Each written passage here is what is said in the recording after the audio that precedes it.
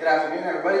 I want to begin by congratulating the finalists on being selected and by thanking the Livermore Granada boosters for giving me the incredible opportunity to be a part of the Olympian scholarship. I also want to express my deepest gratitude to my coaches for pushing me to become the best version of myself, and to my parents whose loving guidance have made me the person I am today. I wouldn't be up here without them. I love you. Now, my name is Noah Blake, and I am the middle child. Sounds funny, right? But growing up in that position for me was mentally challenging. My older brother Jake stood where I am right now last year talking about his athletic and academic achievements. My younger brother Griffin is said to be the future, the best of the three of us for his exposure to sports early on.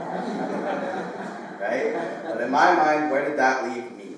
I felt like I was standing in between a double-sided shadow. Being 2 years behind Jake meant that every achievement I made was just following in his footsteps. And with Griffin being 5 years younger than me, it meant that everything he did was new and exciting again. It brought joy all over. And this constant comparison game created mental issues. I felt like in order to be seen, I had to outshine Jake. But at the same time, I knew competing with Griffin wasn't an option. I'd already been there, right? So I pushed myself to do better than Jake, but deep down I knew it was impossible. I couldn't outshine him. Still, I didn't care. I wanted to try. I want to be known as Noah Blake, not as Jake Blake's little brother. And I've dealt with my fair share of injuries, with a torn UCL, 3 concussions, and a plethora of sprained ligaments. But those didn't stop me. What did stop me was the pressure, the self-imposed pressure I designed in my own head during my junior year. On paper, it was going to be great. I was going to play on the same football team as Jake and wrestle in the same exact lineup. But in reality, it was a lot more rough. I was a second-string linebacker, barely seeing playtime. I was a severely starving and struggling wrestler, only winning maybe about 15 matches that year. And meanwhile, Jake had outstanding seasons in both sports, and don't get me wrong, I was proud of him. But at the same time, I felt like I was a failure myself because I didn't meet the expectations I'd set. And as many of you may have heard or read about, that comparison is a thief of joy. And I couldn't seem to enjoy the little wins in life because I was chasing the wrong expectations. It wasn't until my senior year that things began to change. When Jake graduated, it was like a weight lifted off my shoulders. I missed him, and he was my best friend. He is my best friend, but with him gone, I stopped comparing myself to his success. I realized that I didn't need to chase anyone else's goals anymore. I could focus on what I was capable of achieving on my own. So that shift in mentality was huge. I began setting goals based on what I knew I could do. One of the biggest moments for me came when I helped Coach Black transition into his role as the head coach of Granada football. As team captain, I worked closely with him to understand the team, our strengths, and how to make this a winning season. Before the season even began, I made efforts to start our spring lifting program with a huge help from Coach Joe Iacono, while also having a series of phone calls with Coach Black discussing team culture and identifying viable leaders on and off the field.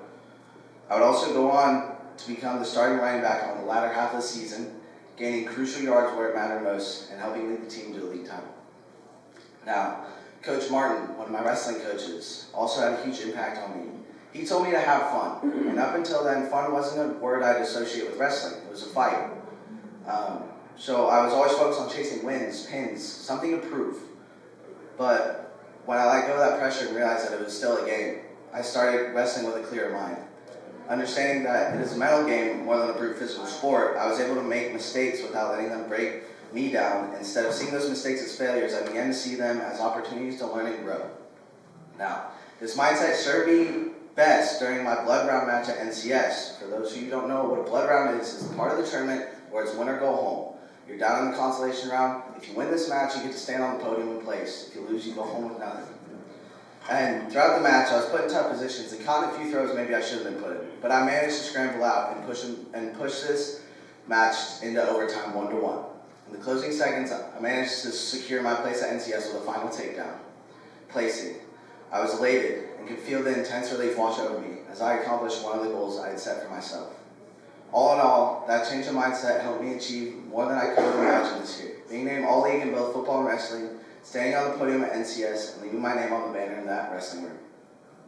I now take pride in using the lessons, sports knowledge, and leadership I've gained throughout high school. I find myself helping coach my little brother's football and baseball teams.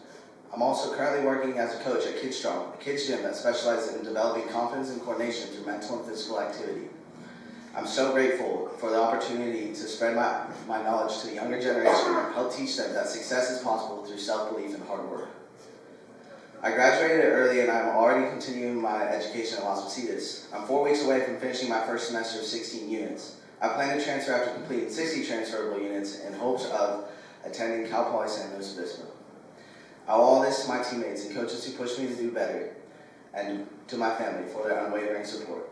They've been there through every high and low, cheering me on from the beginning, and of course I owe it to my brothers as well. They played a big part in helping me get here.